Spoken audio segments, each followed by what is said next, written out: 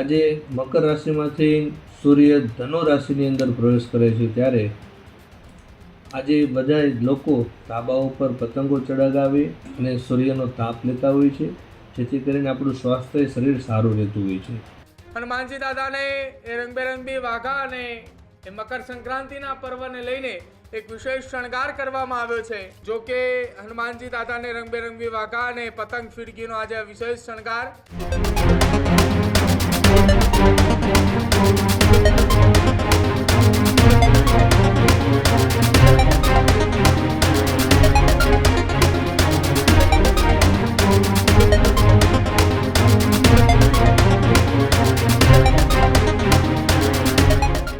આજના સમાચારની શરૂઆત કરીએ. પ્રથમ સમાચાર એ બોટાદના સાળંગપુર હનુમાન મંદિરથી સામે આવી રહ્યા છે કે જ્યાં સાળંગપુર હનુમાન મંદિરને એ ભગવાન હનુમાનજીને એક વિશેષ શણગાર કરવામાં આવ્યો છે.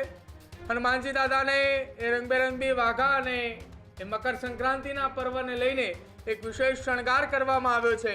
દાદાના સિંહાસનને પણ અવનવી પતંગો અને રંગબેરંગી દોરી સાથે વિશેષ શણગાર કરાયો. ચીક્કી અને મમરાના લાડુ સહિત અનેક વાનગીઓનો અન્નકૂટ પણ એ હનુમાન દાદાને સાળંગપુર મંદિર ખાતે વિશેષ શણગાર સાથે એક વિશેષ આરતીનું પણ આજે એક મહત્વ હોય છે અને એ જ આરતીને લઈને વહેલી સવારથી જ સાળંગપુર હનુમાન ખાતે એ મંદિર ખાતે દર્શનાર્થે ભક્તો એ વહેલી સવારથી જ લાંબી કતારો લગાવીને પહોંચી ચૂક્યા હતા. જો કે હનુમાનજી દાદાને રંગબેરંગી વાઘા અને પતંગ ફિરકીનો આજે વિશેષ શણગાર અને આ શણગાર જોઈને ભક્તો પણ મંત્રમુગ્ધ થયા હતા.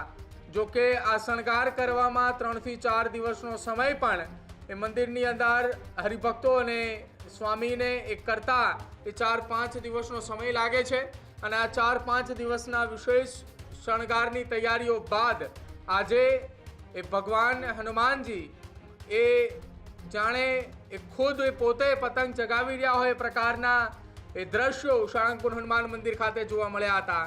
આ શણગારને લઈને મંદિર તરફથી શું કંઈ કહેવામાં આવ્યું સાંભળો.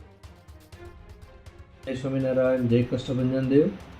આજે ભારતીય સનાતન સંસ્કૃતિની અંદર મકર સંક્રાંતિનો પર્વ એ ખૂબ ભવ્ય અને ધામધૂમથી મનાવવામાં આવતો હોય છે. આજે મકર રાશિમાંથી સૂર્ય ધનુ રાશિની અંદર પ્રવેશ કરે છે ત્યારે આજે બધા લોકો ધાબા ઉપર પતંગો ચડાવી અને સૂર્યનો તાપ લેતા હોય છે, જેથી કરીને આપણું સ્વાસ્થ્ય શરીર સારું રહેતું હોય છે. ત્યારે શ્રી કષ્ટભંજન દેવ હનુમાનજી મહારાજના દરબારમાં હનુમાનજી મહારાજને પણ સુંદર નયનરમ્ય દિવ્ય શણગાર ધરાવ્યો છે. ભગવાનની આગળ તલ ચીક્કીના લાડુ તેમજ વિવિધ અન્નકૂટ દાદાને ધરાવી આજના દિવસે જે પારંપરિક જમવાતું હોય એનું આજે અન્નકૂટ ધરાવ્યું છે. તેમજ આજે હજારો લોકો અહીંયા હનુમાનજી મહારાજના દર્શન કરીને આ મકર સંક્રાંતિનો પર્વ મનાવી લીધો છે. ત્યારે ભગવાનના ચરણોમાં પ્રાર્થના કરીએ કે અહીંયા આવનારા તમામ હનુમાનજી મહારાજના ભક્તોને ઉપર હનુમાનજી મહારાજનું કાયમ ખૂબ રાજીપો રહે, ખૂબ કૃપા રહે, તન મન ધને ખૂબ સ્વસ્થ રહે, મસ્ત રહે એવી ભગવાનને પ્રાર્થના.